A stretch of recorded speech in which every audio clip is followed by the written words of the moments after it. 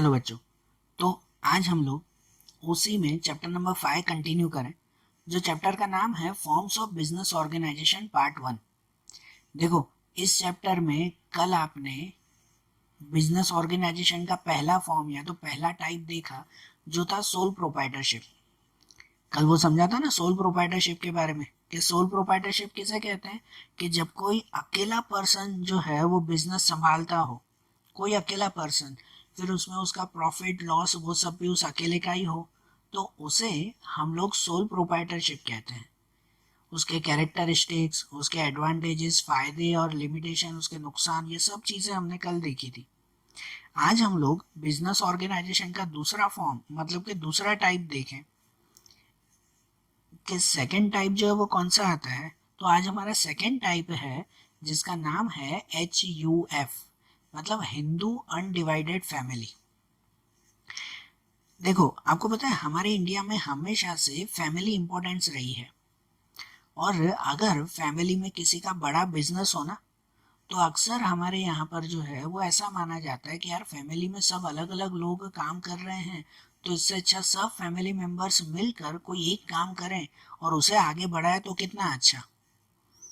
ठीक है ना, हमेशा से जो है वो ये ऐसा सोचा जाता है कि जैसे सपोज किसी की बड़ी फैमिली है, उसमें जो है वो ये उनके अंकल, मतलब उनके काका, उनके मामा, उनके चाचा, फिर जो है वो दूसरे रिश्तेदार, काफ़ी सारे जो है वो ये उनके अगर भाई हो और बहुत बड़ी फैमिली हो, तो वो सब अगर मिलकर साथ में एक ही काम करें ना, तो वो अपने काम को बहुत अच्छी ऊंचाइयों तक, मतलब बहुत अच्छी तरह से सक्सेस तक ले जा सकते हैं। ठीक है ना, सब अगर मिलकर काम करें तो। और फिर जब उनका काम जब जम जाता है ना, अच्छी तरह से सेट हो जाए, तो वो काम जो है फिर उनकी फैमिली को एक विरासत की तरह मिलता जाता है, एक इनहेरिटेंस की तरह मिलता जाता है। ठीक है, कि जैसे अगर कोई फादर वहां पे अपने बिजनेस में जुड़ा हुआ है, तो वो अगर रिटायर होगा तो उसका बेटा वो बिजनेस संभालेगा, फिर वो रिटायर हुआ तो उसका बेटा संभालेगा। तो ऐसे पीढ़ी दर पीढ़ी, जनरेशन टू जनरेशन वो बिजनेस चलता आता है ना। तो ऐसे बिजनेस को नाम देते हैं HUF, मतलब हिंदू अनडिवाइडेड फैमिली। ये समझो चलाने वाला एक परिवार ही है, वो पार्टनर्स नहीं कहलाए। पार्टनर तो अलग अलग होते हैं ना, कोई दोस्त हुआ, कोई क्या हुआ, कोई कैसे हुआ, तो वो पार्टनर सब अलग अलग कहलाए। यहाँ तो घर के सब मेंबर्स ही मिलकर ये काम कर रहे हैं, ये बिजनेस चलाते हैं, इसलिए ऐसे बिजनेस को नाम दिया जाता है HUF, हिंदू अनडिवाइडेड फैमिली। अगर इसकी प्रॉपर डेफिनेशन पढ़ो तो ये आती है कि according to Hindu law, business is inheritable. Hindu law के हिसाब से बिजनेस इनहेरिटेबल है, मतलब कि वो जनरेशन टू जनरेशन पास होता है। कि अगर किसी किसी का बिजनेस चल रहा है, तो वो आगे जाकर अपने बेटे को वो बिजनेस सौंपेगा, वो फिर अपने बेटे को वो बिजनेस सौंपेगा, तो ये चलता ही रहता है। Business acquired by way of inheritance by Hindu undivided family is called a firm of HUF। तो इस तरह से बिजनेस कोई हिंदू अनडिवाइडेड फैमिली, पता है नाम ही कहते हैं ये अनडिवाइडेड, मतलब जहाँ फैमिली के लोग अलग अलग नहीं रह रहे, एक साथ। मैंने बताया ना, भले फिर जो है वो कजिन्स हो, फिर काका हो, मामा हो, सब लोग एक साथ एक फैमिली में रहते हैं, और सब मिलकर अगर ये बिजनेस चला रहे हो, तो वो HUF कहलाता है। बरोबर। देखो, बिजनेस ये सब मिलकर चलाते हैं, लेकिन उनमें जो मैनेजमेंट, पूरे बिजनेस को संभालना, वो घर का कोई बड़ा होगा उसके हाथ में होता है कि भाई पूरे बिजनेस को वो संभालेगा। और वो जो घर का बड़ा हो ना, उसे इस बिजनेस के अकॉर्डिंग कहते हैं कर्ता। क्या नाम दिया जाता है उसे? कर्ता कहा जाता है। जैसे आगे लिखा हुआ है ना कि administration of such firm is in the hands of the head of the family. कि एडमिनिस्ट्रेशन मतलब मैनेजमेंट इसका, वो हेड ऑफ द फैमिली के हाथ में होता है, मतलब फैमिली में जो सबसे बड़ा हो उनके हाथ में ये होता है। और वो सबसे बड़ा पर्सन वो इस बिजनेस के अकॉर्डिंग क्या कहलाता है? कर्ता कहलाता है। ठीक है, कि अगर बाय चांस ऐसा हो कि ये कर्ता वो काम करने के लायक ना हो, या तो वो रिटायर होना चाहता हो, घर के सबसे बड़े हैं वो अगर रिटायर होने चाहते हैं कि यार अब मैं कर्ता नहीं बनूंगा, ठीक है, और किसी को, तो घर में उसके बाद जो दूसरा सबसे बड़ा मेंबर होगा ना, जो सबसे बड़ा मेंबर उसके बाद होगा ना, तो उसे फिर कर्ता बनाया जाएगा। ठीक है, तो हिंदू अनडिवाइडेड फैमिली मतलब क्या, HUF बिजनेस मतलब क्या, ये थोड़ा थोड़ा ध्यान तो आया ना। HUF बिजनेस वो एक तरह का जैसे फैमिली बिजनेस कहलाया कि जहाँ पे एक ही फैमिली के सभी मेंबर्स मिलकर वो बिजनेस चलाते हो। अब इसके बारे में भी अगर डिटेल में समझना है तो सबसे पहले क्या समझा जाता है, उसके कैरेक्टरिस्टिक समझे जाते हैं। ठीक है ना, कैरेक्टरिस्टिक से ये टॉपिक फिर डिटेल में सॉल्व होता है ना।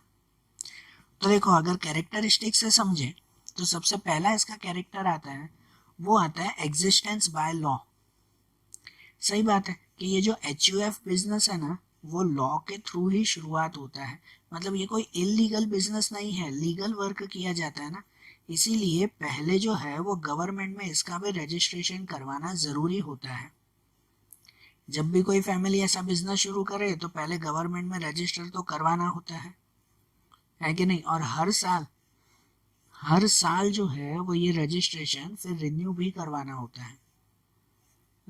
कि एक साल खत्म हुआ, अब फिर जो नया मालिक होगा या और कोई होगा तो वो फिर से लाइसेंस रिन्यू करवाएगा।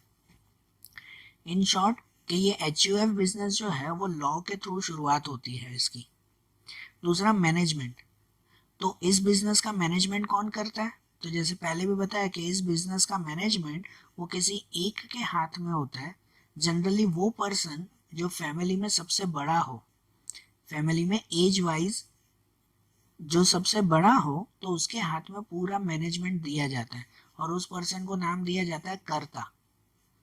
आगे हमने देखा ना वो पर्सन कर्ता कहलाता है जो बिजनेस करने के लिए फैमिली में सबसे बड़ी एज का हो। बरोबर। उनके बाद आता है इंडिपेंडेंट फील्ड ऑफ ऑपरेशन। तो इंडिपेंडेंट फील्ड ऑफ ऑपरेशन मतलब क्या, कि यहाँ पर हर एक वर्क ऑपरेशन मतलब कि कोई भी तरह का काम काज वो इंडिपेंडेंटली किया जा सकता है बिना किसी की दखल अंदाजी के। मीन्स के एक ही फैमिली के अगर लोग हैं तो बाहर के कोई भी इंसान की दखल अंदाजी नहीं होगी ना। जनरली एक ही फैमिली में होता है ना, तो क्या होता है पता है कि घर में जो सबसे बड़ा होगा, मतलब जो इसमें कर्ता बनाया जाएगा, तो वो सबसे बड़ा होने की वजह से हर कोई उसकी बात आराम से इजीली मानेगा।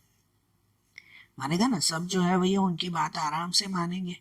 मतलब जो बिजनेस का कर्ता होगा हर कोई उसकी बात मानेंगे। और जनरली फैमिली में ऐसा ही होता है कि हाँ भाई वो घर में सबसे बड़े हैं ना, तो हाँ उनकी बातों को टाला नहीं जाता। फैमिली में तो यही कहता है ना कि जो सबसे बड़े हैं वही सही डिसीजन लेंगे। तो इसलिए इसमें इंडिपेंडेंट फील्ड ऑफ ऑपरेशन कहलाता है कि जो करता है ना वो अपनी मर्जी से काम कर सकता है और कोई भी फैमिली का मेंबर उस कर्ता के खिलाफ नहीं जा सकता। नहीं जा सकता मतलब कि हाँ भाई वो घर के मेंबर ही हैं तो उसे समझाया जा सकता है कि यार देखो आप घर के बड़े हो लेकिन ऐसा मत करो, इसकी जगह वैसा करो। ठीक है, बाकी फाइनल डिसीजन वो किसके हाथ में होता है, तो वो कर्ता के हाथ में ही होता है। फिर उसके बाद आता है मेंबरशिप। क्या आता है, मेंबरशिप आता है। तो मेंबरशिप का मतलब क्या, मेंबरशिप मतलब वो कहते हैं कि इसके मेंबर्स कौन कौन बन सकते हैं, इस बिजनेस के HUF बिजनेस के मेंबर्स कौन होंगे। तो इन HUF बिजनेस के मेंबर्स वो घर के ही फैमिली मेंबर्स होंगे ना। बाहर के कोई भी पर्सन को HUF में लिया जाता नहीं है कि चलो वो बाहर का कोई दोस्त है या और कोई है तो उसे भी बिजनेस में साथ में लेते हैं, तो वो HUF नहीं कहलाया। वो तो फिर पार्टनरशिप हो गया ना। जब कोई बाहर के लोगों को लिया जाए तो घर के ही सब लोग मिलकर अगर काम करते हो तो वो HUF बिजनेस कहलाता है। मतलब इसमें अगर मेंबरशिप की बात करो ना, तो मेंबरशिप के हिसाब से घर में जो भी फैमिली मेंबर्स हैं वो सभी इस बिजनेस के मेंबर कहलाए। और इस बिजनेस में मेंबरशिप पैदा होते ही जैसे मिल जाती है। बिजनेस ही अब यही है और हर किसी को यही संभालना है, तो पैदा होते ही हर किसी को ये मेंबरशिप मिल जाती है। फैमिली में कोई बच्चा पैदा हो मतलब हाँ कि उसे भी बड़े होकर यही बिजनेस संभालना है, तो पहले ही उसे मेंबरशिप दे दी जाती है। फिर जब वो लायक हो ना, 16 17 80 ईयर बाद कि जब वो लायक है कि आप ये बिजनेस चला सकता है, तो उसे अपने बिजनेस में एंटर करते हैं। मेंबरशिप के बाद आता है financial control and liability. Financial control मतलब कि पैसों का पूरा कंट्रोल। तो ऐसा HUF बिजनेस हो तो उसमें पैसों का पूरा कंट्रोल किसके हाथ में होता है, तो ऑब्वियसली घर के या बिजनेस के जो कर्ता हो, बिजनेस में जो हेड हो, फाइनेंशियल कंट्रोल उन्हीं के ही हाथ में होता है ना। वही पैसों का सब अरेंजमेंट करते हैं पूरा कंट्रोल उनके हाथ में होता है। और लायबिलिटी, हमने जो है वो कल बताया था कि लायबिलिटी बिजनेस में दो तरह की होती है, अनलिमिटेड और लिमिटेड लायबिलिटी। समझ आ रही है ना बात? तो यहाँ पर ऐसे बिजनेस में जो करता है ना, उसकी लायबिलिटी अनलिमिटेड होती है। अनलिमिटेड लायबिलिटी का मतलब क्या, कि अगर बिजनेस में लॉस हो जाए ना, तो अपनी पर्सनल प्रॉपर्टी बेचकर भी बिजनेस के पैसे चुकाने पड़ते हैं, तो उसे अनलिमिटेड लायबिलिटी कहते हैं। तो ऐसे बिजनेस में जो करता हुआ, उस कर्ता की लायबिलिटी अनलिमिटेड होती है। और बाकी के जो घर के मेंबर्स हुए ना, जैसे घर में जो है वो उस कर्ता के बेटे होंगे या कोई चाचा मामा काका जो कोई भी होंगे, तो उन सब की लायबिलिटी नक्की ये करता करता है कि किसकी लायबिलिटी लिमिटेड और किसकी अनलिमिटेड होगी। ज़्यादातर बाकी सबकी लायबिलिटी लिमिटेड ही होती है, सिर्फ कर्ता की लायबिलिटी अनलिमिटेड होती है। बाकी सबकी लिमिटेड रखी जाती है। कल हमने बताया था लिमिटेड उसे कहते हैं कि अगर बिजनेस में लॉस जाए ना, तो वो पर्सन उतने ही पैसे देगा। जबकि जो कर्ता होगा ना, तो वो कर्ता अनलिमिटेड लायबिलिटी जो है वो यूज करेगा। मीन्स कि अगर बिजनेस में लॉस हुआ तो उसे अपने पैसे, अपनी प्रॉपर्टी बेचकर भी पैसे चुकाने होंगे। ठीक है। लायबिलिटी के बाद दूसरा आता है, वो आता है लाइफ स्पान। लायबिलिटी के बाद क्या आता है, लाइफ स्पान आता है। लाइफ स्पान मतलब कि भाई ड्यूरेशन, ये बिजनेस कब तक चल सकता है।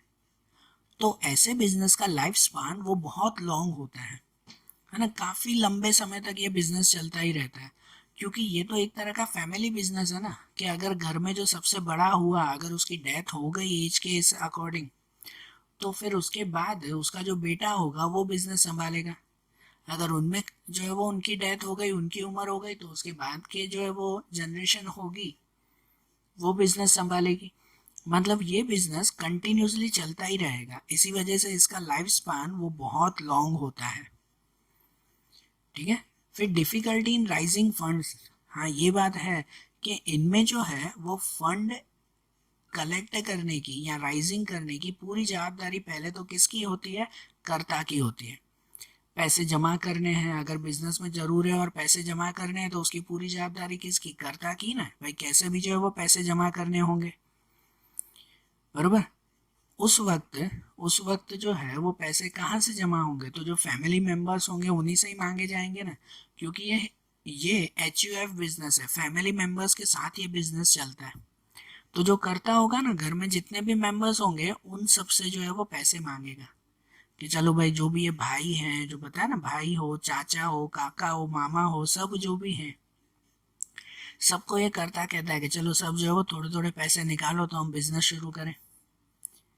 तो उसमें ये फंड राइजिंग अगर फैमिली के थ्रू ही होता हो ना, तो उसमें फंड हमेशा कम मिलेगा। घर वालों के पास जो है वो इतने ज़्यादा पैसे थोड़ी होंगे। ठीक है। तो हो सकता है उसमें फंड राइजिंग डिफिकल्टी होती हो। और उसके बाद आता है इंसॉल्वेंसी। इंसॉल्वेंसी का मतलब क्या, इंसॉल्वेंसी का मतलब होता है कि भाई बिजनेस की बंद करने जैसी हालत, बरोबर। बिजनेस की बंद करने जैसी हालत मीन्स कि अगर बिजनेस डूब रहा हो, बिजनेस हैवी लॉस में हो, तब उस वक्त हर किसी को ये कह देना होता है कि अब भाई मेरे पास पैसे नहीं हैं, भाई तुम्हें जो भी करना हो वो कर लो। ठीक है, भले आपको कंप्लेंट करनी है, भले मारना है, जो भी करना है कर लो। नहीं कहते कि भाई बिजनेस में जब हम लोग अगर हाथ ऊपर कर दें कि भाई अब तो भाई मेरे पास पैसे नहीं है, मैं कुछ नहीं कर सकता, जब हाथ ऊपर कर दिए जाते हैं ना, तो उसे इंसॉल्वेंसी कहते हैं हम लोग। ठीक है। तो ऐसे में अगर HUF फैमिली में इंसॉल्वेंसी आती है, मीन्स कि अगर जो है वो ऐसे HUF फैमिली में अगर वो मेंबर्स हाथ ऊपर कर दें कि भाई अब तो भाई आगे पैसे हमारे पास नहीं है, भाई तुम्हारी मर्जी, जो भी करना हो वो करो, तब उस वक्त बाकी के जितने भी मेंबर्स होते हैं ना, उनकी लायबिलिटी तो लिमिटेड होती है, लेकिन जो करता है उसकी अनलिमिटेड लायबिलिटी होती है। तो अगर कभी बिजनेस कोई भी रीजन से बंद हुआ ना, तो उसकी पूरी जवाबदारी और जो भी उन्हें सजा दी जाएगी या जो कुछ भी किया जाएगा वो किसके साथ किया जाएगा, कर्ता के साथ किया जाएगा। समझ आ रही है बात? ये ऐसा जो बिजनेस है ना, ये HUF का बिजनेस, वो हमारे इंडिया में और नेपाल में, यहाँ पे ये बिजनेस सबसे ज़्यादा चलता है। क्योंकि यही ऐसी कंट्रीज हैं कि जहाँ पर फैमिली वैल्यूज़ को माना जाता है, फैमिली को माना जाता है। दूसरे देशों में फैमिली को इतना नहीं मानते, और इसकी वजह से वहाँ पर ऐसा बिजनेस नहीं चलता। ये HUF, हिंदू अनडिवाइडेड फैमिली का बिजनेस, वो अप्रोक्सीमेट सिर्फ इंडिया और नेपाल जैसी कंट्रीज में ही है। ठीक है, तो देखो बिजनेस का ये सेकंड टाइप हुआ। अब उसके बाद हम लोग बिजनेस के तीसरे टाइप पर पहुंचे, जो टाइप है हमारा पार्टनरशिप। थर्ड कौन सा टाइप है? पार्टनरशिप। तो पार्टनरशिप मतलब क्या? देखो कल आपने सोल प्रोप्राइटरशिप के बारे में समझा था ना। सोल प्रोप्राइटरशिप मतलब जो अकेला बिजनेस करता हो वो। तो उसकी हमने कुछ लिमिटेशंस देखी थी कि जैसे सोल प्रोप्राइटरशिप होता है ना, तो अकेला अगर वो बिजनेस कर रहा है तो उसके पास इतने ज़्यादा पैसे नहीं होंगे, वो डिसीजन लेने में घबराएगा कि भाई डिसीजन लेने के लिए एक दूसरे की सलाह लेनी चाहिए, वो सलाह नहीं ले पाएगा। ठीक है, सोल प्रोप्राइटरशिप में ये सब डिसएडवांटेजेस में हमने देखे थे ना। तो इन्हीं डिसएडवांटेजेस को दूर करने के लिए, उसको ही हटाने के लिए 1932 के अकॉर्डिंग एक इंडियन पार्टनरशिप एक्ट बना। इंडियन पार्टनरशिप एक्ट 1932 में बना, और उसके अकॉर्डिंग हमारे यहाँ पर पार्टनरशिप बिजनेस को लीगल बनाया गया। कि पार्टनरशिप को हाँ कही गई कि हाँ पार्टनरशिप बिजनेस शुरू कर सकते हैं 1932 से। ठीक है, तो ये पार्टनरशिप मीन्स क्या कि जब दो या दो से ज़्यादा लोग मिलकर कोई एक बिजनेस संभालते हो, जिसमें उनका प्रॉफिट एंड लॉस, जो भी वो प्रॉफिट एंड लॉस बांटते हो ना, जो पहले से ही डिसाइड होता है। अब पार्टनरशिप में ना हमेशा ये भी बात होती है कि पार्टनरशिप हमेशा एग्रीमेंट के साथ तैयार होता है। जब दो या दो से ज़्यादा लोग काम कर रहे हैं ना, तो वो एक दूसरे के भरोसे पे नहीं, लेकिन एग्रीमेंट बनाकर काम करेंगे कि देखो ये जो है वो एग्रीमेंट बना हुआ है, उसमें ये पर्सन इतना पैसे लेके आएगा, ये पर्सन इतना, इसकी इतनी जवाबदारी है, लिमिटेड या अनलिमिटेड लायबिलिटी है। ये सब चीज़ें वो उस एग्रीमेंट में लिखी जाती हैं। ठीक है ना। तो जब उस एग्रीमेंट में लिखा हुआ हो कि हाँ भाई सब लोग मिलकर ये काम कर रहे हैं, तो वो काम करना वो बिजनेस के नज़रिए में पार्टनरशिप कहलाती है। या उनकी प्रॉपर डेफिनेशन समझो। ये कहते हैं कि according to Indian partnership act 1932, partnership is a relation between such person who have agreed to share the profit of business which is run by all or by any person on behalf of all। Means 1932 के Indian partnership act के हिसाब से partnership वो relation कहलाता है between the person who have agreed the share of profit business, कि जहाँ पे जो भी लोग साथ में मिलकर काम कर रहे हो और उन्होंने नक्की किया हो कि हम लोग अपना प्रॉफिट या लॉस कैसे बांटेंगे। ठीक है ना, उन्होंने एग्री किया हो, सबने माना हो कि हम प्रॉफिट एंड लॉस कैसे बांटेंगे। और ऐसे बिजनेस का मैनेजमेंट या तो सभी पार्टनर्स मिलकर उसे मैनेजमेंट करते हैं, या तो फिर उन सभी पार्टनर में से कोई एक, जैसे है ना कि which is run by all और by one person on behalf of all, कि ऐसा बिजनेस या तो सब मिलकर चलाते हैं या तो फिर सबके बिहाफ में, मतलब सबके बदले में कोई एक पर्सन उस बिजनेस को अच्छी तरह से चलाता है। ठीक है, ये पार्टनरशिप कहलाया। अगर अब पार्टनरशिप को हमें डिटेल में समझना है तो भी कैसे समझा जाएगा? तो उस पार्टनरशिप के कैरेक्टरिस्टिक के थ्रू। हर चीज़ को अगर समझना हो तो उससे ही समझते हैं ना। तो हम लोग यहाँ पर भी पार्टनरशिप के कैरेक्टरिस्टिक समझें। तो देखो उनके कैरेक्टरिस्टिक में सबसे पहला कैरेक्टरिस्टिक आता है, वो है रिलेशन बाय एग्रीमेंट।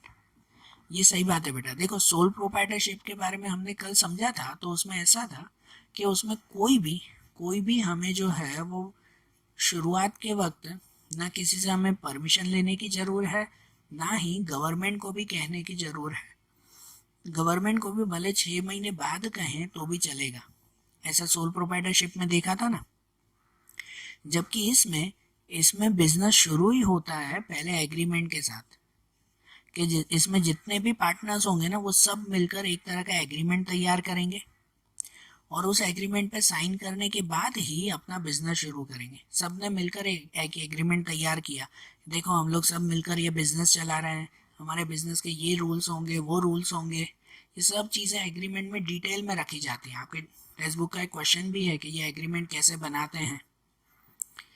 और उस एग्रीमेंट में सब डिटेल में लिखकर फिर ही पार्टनरशिप शुरू की जाती है। ये एग्रीमेंट भी दो तरह के आते हैं, ओरल या तो रिटर्न।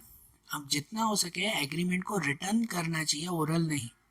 ओरल ही नहीं रखना चाहिए कि चलो हम सब मिलकर जो है वो बिजनेस शुरू करते हैं और उसमें प्रॉफिट ऐसे बांटेंगे भाई 3:2:5 पे, नहीं हम लोग अकाउंट में करते हैं तो भाई ऐसे हम लोग प्रॉफिट बांटेंगे, उसे ओरल नहीं रखना चाहिए। हमेशा एग्रीमेंट रिटर्न में ही होना चाहिए, क्योंकि फ्यूचर में अगर कोई भी प्रॉब्लम हुई ना, कभी किसी पे केस करना हो, कोई एक पार्टनर ने धोखा दे दिया, तब उस वक्त अदालत में सबूत बताने के लिए ये एग्रीमेंट काम आएगा। नहीं तो अगर आपने ओरल सिर्फ एग्रीमेंट किया होगा तो फिर अगर कोई ऐसी प्रॉब्लम हुई तो हम पुलिस को या अदालत में कैसे बता पाए कि भाई किसने हमारे साथ धोखा किया या किसने क्या किया, सबूत तो होना चाहिए ना। सो इन शॉर्ट कि पार्टनरशिप की शुरुआत एग्रीमेंट से होती है। एग्रीमेंट बनाने के बाद, कंफर्म होने के बाद ही पार्टनरशिप शुरू होती है। इसके बाद एस्टेब्लिशमेंट प्रोसेस। तो देखो ऐसे बिजनेस की भी एस्टेब्लिशमेंट प्रोसेस इतनी ज़्यादा हार्ड नहीं है, एकदम सिंपल है कि आपको सिंपल सा सिर्फ गवर्नमेंट में जाकर कुछ फॉर्म भरने होते हैं और आपकी आईडी प्रूफ्स वगैरह जितने भी पार्टनर हो उन सब की इंफॉर्मेशन गवर्नमेंट को देनी होती है कि हम सब मिलकर ये बिजनेस शुरू कर रहे हैं। तो इजीली जो है वो आपका ये चीज़ तैयार हो जाएगी, मतलब कि एस्टेब्लिशमेंट हो जाएगा, लाइसेंस बन जाएगा आपके बिजनेस का। ठीक है, फिर आता है registration and number of partners. देखो पार्टनरशिप बिजनेस भी ऐसा है कि उसको रजिस्टर करवाना जरूरी नहीं है। ठीक है, रजिस्टर करवाना जरूरी नहीं, आप मिलकर खुद ही कोई ना कोई काम कर सकते हो, भले आप गवर्नमेंट को न बताओ, लेकिन बताना कुछ हद तक कंपलसरी होना चाहिए। कंपलसरी है नहीं, लेकिन ज़रूरी है, होना चाहिए। क्योंकि क्योंकि अगर हम लोग जो है वो पूरा लीगली काम करेंगे ना, मतलब गवर्नमेंट से लाइसेंस बनवा कर, प्रॉपरली सरकार को बताकर, रजिस्ट्रेशन करवा के कि हम सब ये मिलकर काम कर रहे हैं, तो फ्यूचर में कभी कोई प्रॉब्लम होगी ना तो ये सब सबूत की तरह हमारे काम आएंगे। एंड नंबर ऑफ पार्टनर्स की अगर बात करो ना कि भाई मिनिमम कितने पार्टनर्स होने चाहिए, तो मिनिमम पार्टनरशिप के लिए 2 लोग तो चाहिए। एक अकेला अगर बिजनेस संभालता हो तो वो सोल प्रोप्राइटरशिप ही हो गया ना। कम से कम 2 लोग मिलकर कोई काम करते हो ना तो भी वो पार्टनरशिप कहलाता है। ठीक है, और इसमें इसमें जो है अगर मिनिमम और मैक्सिमम की बात करें ना तो 2014 के, ध्यान देना 2014 के एक्ट के अकॉर्डिंग जो चेंजेस हुए थे 2014 में, उसके हिसाब से जो है वो मिनिमम 2 लोग होने चाहिए पार्टनरशिप के लिए और मैक्सिमम 50% होने चाहिए। मैक्सिमम कितने, 50, मतलब कम से कम 2 लोगों के साथ और ज़्यादा से ज़्यादा 50 लोगों के साथ मिलकर आप लोग ये पार्टनरशिप शुरू कर सकते हो।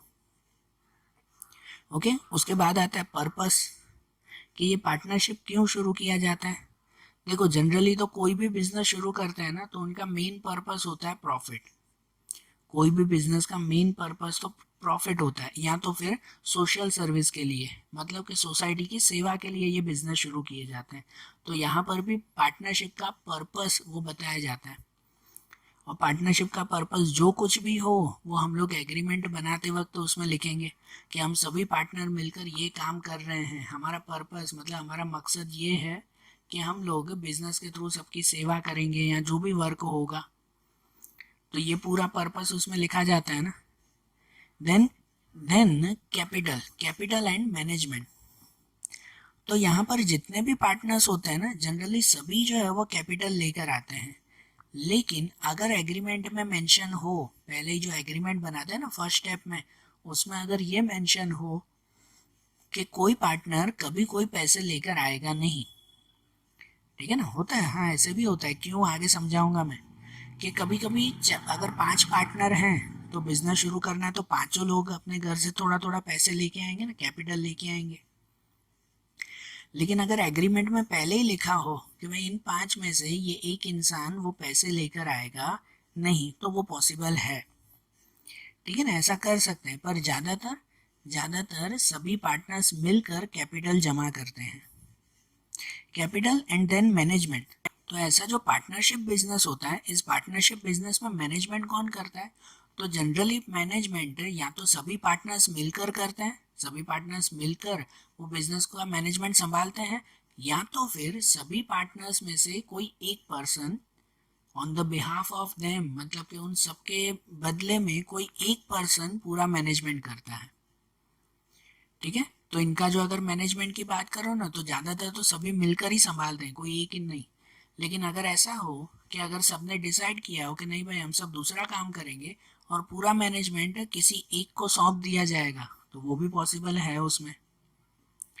इसमें अनलिमिटेड लायबिलिटी, हाँ इसमें भी पार्टनर्स की लायबिलिटी कैसी होती है, अनलिमिटेड लायबिलिटी होती है। जैसे सोल प्रोप्राइटरशिप में देखा वैसे ही कभी कभी ऐसा होता है कि अगर कोई पार्टनर हो, कोई स्पेशल पार्टनर हो, तो उसे एग्रीमेंट में लिख देते हैं कि देखो ये स्पेशल पार्टनर है तो इसकी लायबिलिटी लिमिटेड रहेगी। मतलब अगर कभी लॉस हुआ ना, तो समझो उस स्पेशल पार्टनर की लायबिलिटी 5 लाख की है, तो वो लॉस में 5 लाख ही देगा, उससे ज़्यादा पैसे नहीं देगा। ठीक है, बाकी ऑलमोस्ट पार्टनर की लायबिलिटी अनलिमिटेड रहती है कि अगर फ्यूचर में बिजनेस में कोई लॉस हुआ ना, तो वो लोग अपनी पर्सनल प्रॉपर्टी बेचकर भी पैसे देंगे। बरोबर है ना। अनलिमिटेड लायबिलिटी के बाद दूसरा आता है ट्रांसफर ऑफ ऑनरशिप, कि पार्टनरशिप में ऑनरशिप का ट्रांसफर करना वो इजी नहीं होता। अगर किसी को करना हो, मतलब समझो हम पांच दोस्त मिलकर एक बिजनेस शुरू किया, पार्टनरशिप हमने शुरू की हम 5 लोगों में से, लेकिन कोई रीज़न की वजह से अब मैं कंटिन्यू नहीं कर पा रहा हूँ। भाई मैंने मना किया कि चलो अब जो है वो मैं साथ में नहीं कर पाऊँगा, कि मैं अलग हो रहा हूँ। लेकिन मैंने ऐसे कहा कि अब मैं भाई आपके बिजनेस में इस पार्टनरशिप से अलग हो रहा हूँ, लेकिन मेरे बदले में अब कोई दूसरा पर्सन या तो मेरा भाई तुम्हारे साथ जुड़ेगा। इसे कहते हैं ट्रांसफर ऑफ ऑनरशिप, कि अगर पहले मैं काम कर रहा था पार्टनरशिप में, लेकिन कोई रीज़न की वजह से मैं काम नहीं कर पा रहा हूँ, तो मैंने कहा कि अब मैं बाहर हो रहा हूँ, मेरी जगह पे मेरा भाई काम करेगा। तो पार्टनरशिप में ऐसा नहीं चलता, ऐसा HUF में चलता है। हिंदू अनडिवाइडेड फैमिली में ऐसा चल जाता है कि चलो भाई मुझे काम नहीं करना है, मेरी जगह पर मेरा भाई कर लेगा, तो वहाँ चलेगा, क्योंकि वहाँ पे तो सब फैमिली मेम्बर्स ही होते हैं ना। लेकिन पार्टनरशिप में नहीं, पार्टनरशिप में जो पार्टनर है वही सिर्फ अपना काम कर पाएगा, दूसरा कोई नहीं। ठीक है, और अगर बाय चांस ऐसा है कि भाई जैसे मैं पार्टनर हूँ, भाई मुझे निकलना ही है, कुछ भी करो, कि भाई मुझे यहाँ से निकलना है और मेरी जगह पर मेरा भाई काम करेगा, अगर सच में ऐसा करना है ना, तो उसके लिए एडवांस में जो एग्रीमेंट बनाते हैं ना, पहले स्टेप में जो एग्रीमेंट बनाया जाता है, उस एग्रीमेंट में पहले ही लिख देता है कि अगर कोई पार्टनर निकलना चाहे तो उसके साथ ये कंडीशन होगी, कि ना टर्म्स एंड कंडीशन, वो एग्रीमेंट में लिख देते हैं, फिर उसके हिसाब से ये ऑनरशिप का ट्रांसफ़र करते हैं। समझ आ रही है बात। तो इसमें ऑनरशिप का ट्रांसफ़र करना इजी नहीं है, ये कोई फैमिली बिजनेस नहीं है कि एक ने छोड़ा तो दूसरा काम पे लग गया। पार्टनरशिप में ऐसा नहीं होता, बराबर ना। उसके बाद आता है legal status and life span of the firm. तो लीगल स्टेटस की अगर बात करो तो 1932 के एक्ट के हिसाब से, जो पार्टनरशिप एक्ट है 1932, तो उनके हिसाब से जो भी उसमें रजिस्टर करवाएगा ना, 2 या 2 से ज़्यादा लोग मिलकर काम करेंगे और जो भी वहाँ रजिस्टर करवाएंगे, तो उसकी बाद उस बिजनेस का एक लीगल स्टेटस माना जाएगा। सिंपल शॉर्ट भाषा में ऐसा कि अगर आप लोग अपने बिजनेस का प्रॉपर लाइसेंस निकलवाते हो ना, कि हम सब मिलकर ये काम कर रहे हैं गवर्नमेंट को कहकर, तो आपके बिजनेस का एक लीगल स्टेटस माना जाएगा। और अगर लाइफ स्पान की बात करो ना, तो इनका लाइफ स्पान सुनना बेटा, पार्टनरशिप का लाइफ स्पान जो है वो सोल प्रोप्राइटरशिप से ज़्यादा होता है, लेकिन हिंदू अनडिवाइडेड फैमिली HUF से कम होता है। क्योंकि सोल प्रोप्राइटरशिप के कंपेयर में करो तो वो तो एक ही पर्सन काम करता है, यहाँ पे 5 लोग काम करते हैं, तो ये बिजनेस थोड़ा लंबा चलता है।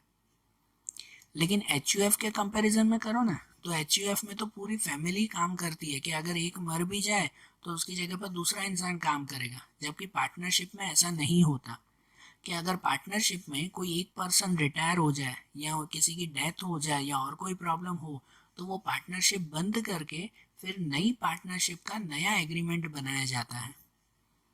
समझ आ रही है बात कि अगर 5 लोग मिलकर काम कर रहे हैं, कोई बिजनेस चला रहे हैं, उन 5 में से किसी एक की डेथ हो गई, तो मतलब वहाँ पे पार्टनरशिप खत्म हो गई, बंद हो गई। अब जो बाकी के 4 लोग होंगे ना, वो फिर से नया एग्रीमेंट तैयार करेंगे कि अब हम लोग 4 लोगों को मिलकर क्या क्या और कैसे कैसे बिजनेस चलाना है।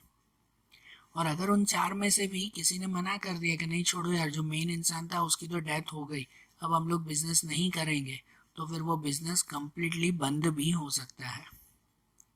ठीक है, इसी वजह से पार्टनरशिप का लाइफ स्पैन, उसका ड्यूरेशन बाकी के कंपैरिजन में कम होता है। बरोबर। तो देखो, पार्टनरशिप के आज जैसे कैरेक्टरिस्टिक भी देखे ना, अब इनके कुछ फायदे नुकसान, पार्टनरशिप के टाइप्स वगैरह, वो अब हम लोग कल के वीडियोस में देखेंगे। Okay, thank you.